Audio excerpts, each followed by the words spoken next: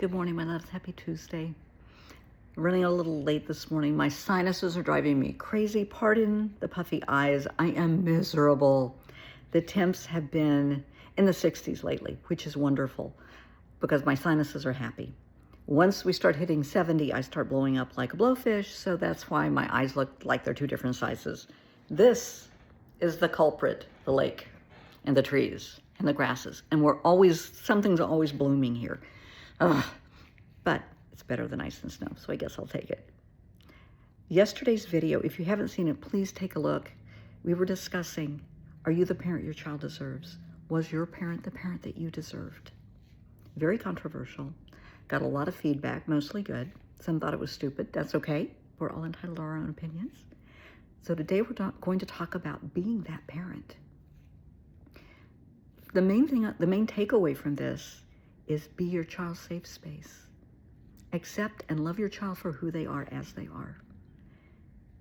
You and your spouse may not share all the same interests. That's okay. You and your child may not share all the same interests. That's okay. I had one client several years ago. Lovely family that I just adore, but mom and dad were total and complete computer nerds. Total. Their child really wanted to run track in junior high. That was a big thing. And the child had talent. And the parents said, no, we don't do that. We don't do sports. What are you thinking? No. And the child was in tears. The coach was in tears. And they talked to me and I said, let them try. Go to the tryout. Go with them. Cheer them on from the stands. Leave your laptops at home. Put your phones down. Watch your kiddo. Be there for them. That kid did awesome. The parents could not believe, where did this talent come from? Doesn't matter. The child was over the moon. Mom and dad were there. They took an interest. They cared about him, who he was. I know, I get teary. I get very emotional when I talk about my clients because it means that much to me. Each of my clients, and they know this, they mean that much to me. You're not just a case. You're not just a family. But take an interest in your child. Love them for who they are, not who you want them to be. I had another family a long time ago, and this young person had come to me when they were getting ready to graduate college, and long-running family issue. The family was devastated. The family wanted the child to be in the family business. The child, no way. No. It had been the great-grandfather, the grandfather, and now the dad, and it was a big family business. They wanted no part of it. Not gonna happen. That's not for me. I'm better than that. Fine, you're better than that. So they were dealing with other normal life issues coming out of college, and that's what we were dealing with.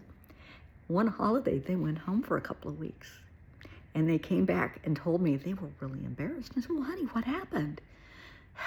I might be going into the family business. And I started laughing and said, what happened? Their dad was called out on a job as a plumber. He went with him. Dad said, hey, you want to come? He said, yeah, why not? I went with him. And he actually had some really good insights as to what was going on and was kind of one step ahead of dad on this and really enjoyed it. He really, really enjoyed it. And he's seriously thinking about, going into the family business. So just because your child doesn't want this now doesn't mean they won't circle back. Give them time. Give them time to grow up and get some life lessons under their belt. And once they decide to come back, do not say I told you so. Just smile. Just, yeah, okay. And it's never too late, ever. It's never, never, never too late. But and on part of the kids, don't let your stubbornness and rebellion get in the way of something you really love to do.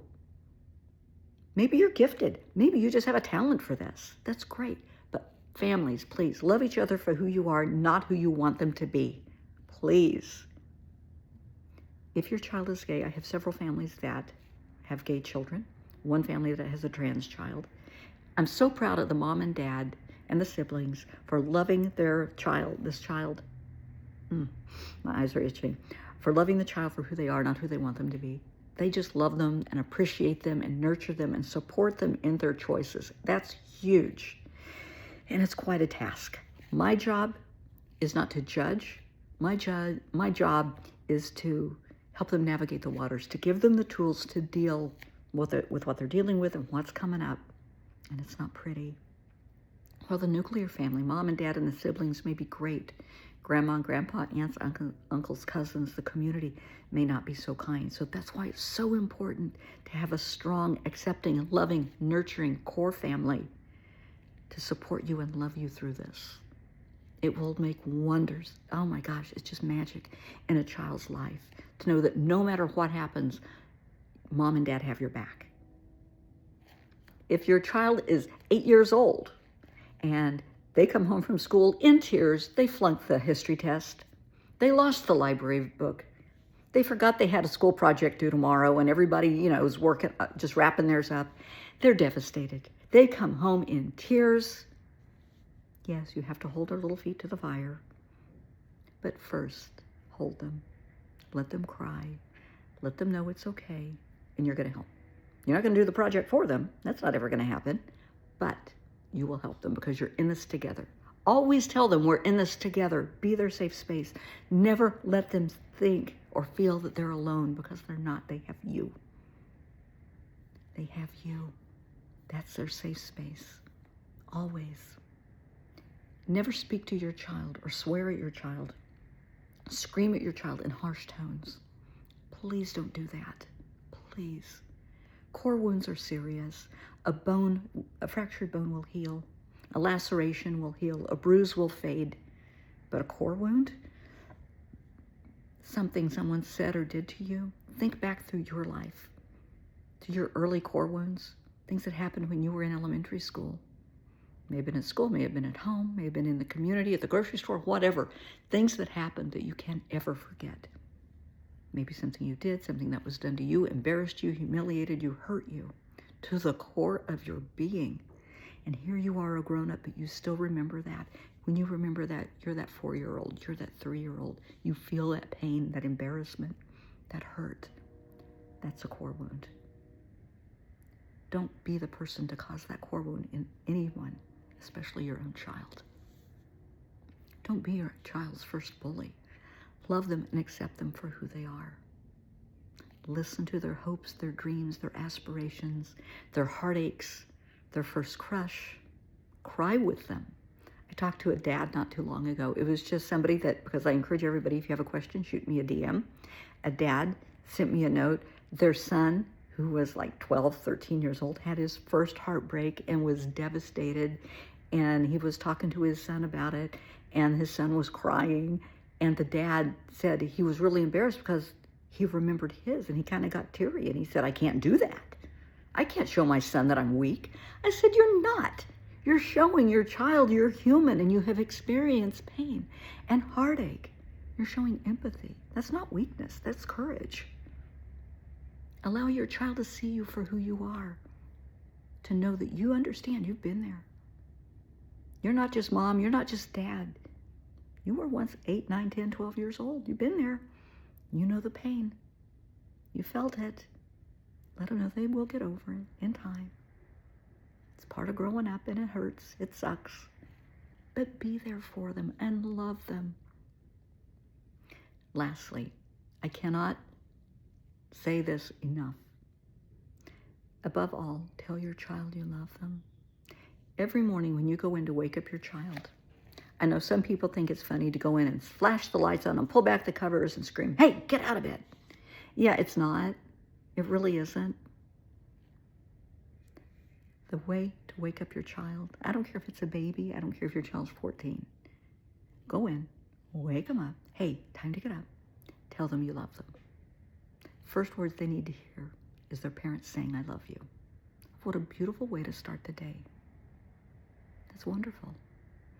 As they're scrambling to get out the door, remind them to get their lunch, grab their backpack, put on their, find their left shoe, grab a sweater or whatever, and tell them you love them. When they go to bed at night, tuck them in, tell them you love them.